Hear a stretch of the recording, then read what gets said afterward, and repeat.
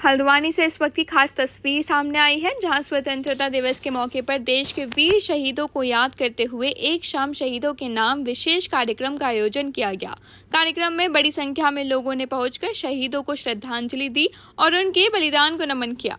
दरअसल स्वतंत्रता दिवस हमारे लिए सिर्फ खुशी और जश्न का अवसर नहीं, बल्कि ये उन वीरों को याद करने का दिन भी है जिन्होंने देश की आज़ादी के लिए अपना सब कुछ न्यौछावर कर दिया।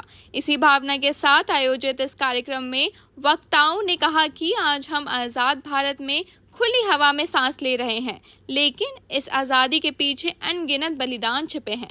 वहीं कार्यक्रम के दौरान देशभक्ति गीतों और शानदार प्रस्तुतियों ने माहौल को पूरी तरह राष्ट्रभक्ति से भर दिया। इसके साथ ही लोगों ने शहीदों के नमन को करते हुए पूरे देश की एकता, अखंडता और सम्मान को बनाए रखने का संकल्प लिया। कुल मिलाकर एक शाम शहीदों के नाम कार्यक्रम ने स्वतंत्रता दिवस के जश्न के साथ शहीदों के बलिदान और देशभक्ति का संदेश भी लोगों तक पहुंचाया। तो ये तो जो 15 अगस्त है, पूरा देश आज़ादी के जश्न में डूबा रहता है। आज़ादी, चूंकि हम लोग तो आज़ाद भारत में ही पैदा हुए, आज़ादी के शहीदों को कैसे याद करना है, उन क्रांतिवीरों को कैसे याद करना है, इसके लिए हमको बार बार ये कार्यक्रम हर साल आयोजित करना होता है। पिछले 10 वर्षों से हल्द्वानी में एक कार्यक्रम आयोजित हो रहा है। इस बार काली सेना ने इस कार्यक्रम को आयोजित किया है।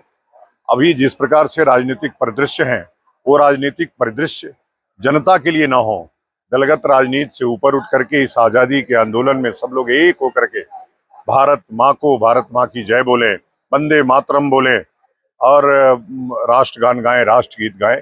कोई मंच हो जहां सब, जितनी भी जातियां, जितने भी धर्म हैं, सब एक हों, इसका ये प्रयास है काली सेना की तरफ से। क्योंकि हम चाहते हैं कि देश की एकता और अखंडता बनी रहे, देश में जो अभी पॉलिटिक्स है उससे दूर हो। अभी हल्द्वानी चर्चित है एक मामले को लेकर के। हम चाहते हैं कि राम के मानने वाले राम के बातों का अनुकरण करें।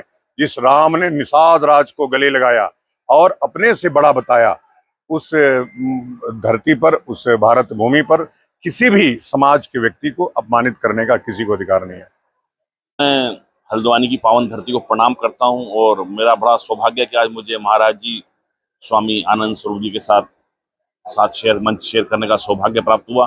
मेरा एक ही कहना है कि हम किसी भी जात के, किसी भी धर्म के, अभी महाराज जी ने पॉलिटिक्स पर एक बात कही, ये राजनीतिक लोग हमें कभी धर्म के नाम पर, कभी जात के नाम पर, कभी बिरादरी के नाम पर, कभी संप्रदाय के नाम पर, कभी भाषा के नाम पर लड़ाते हैं।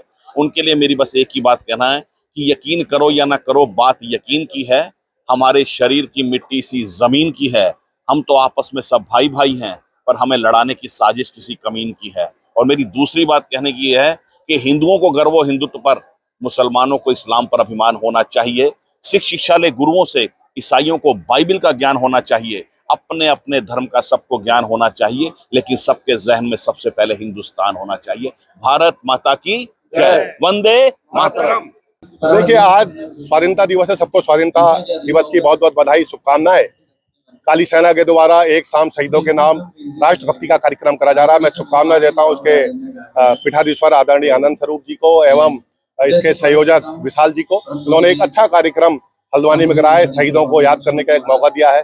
और मैं सभी लोगों से आग्रह करना चाहता हूं, हम सब लोग बड़े सौभाग्यशाली हैं कि हमारे क्रांतिकारी और स्वतंत्रता संग्राम सेनानियों के संघर्ष के परिणाम स्वरूप हम आजाद भारत में हमने जन्म लिया है। हम सब लोग राष्ट्र प्रथम की भावना से काम करें, राष्ट्र सर्वोपरि है, इस बात को जानते हुए और मानते हुए देश को दुनिया का सर्वोच्च देश बनाने के लिए काम करें। यही उन स्वतंत्रता संग्राम सेनानियों के लिए श्रद्धांजलि होगी।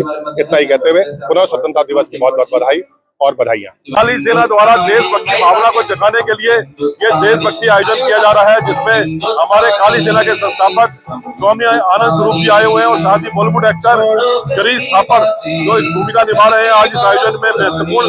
मैं सभी देशवासियों को बधाई देते हुए इस काली सेना द्वारा देशभक्ति आयोजन में शुभकामनाएं देते हुए धन्यवाद देता हूँ।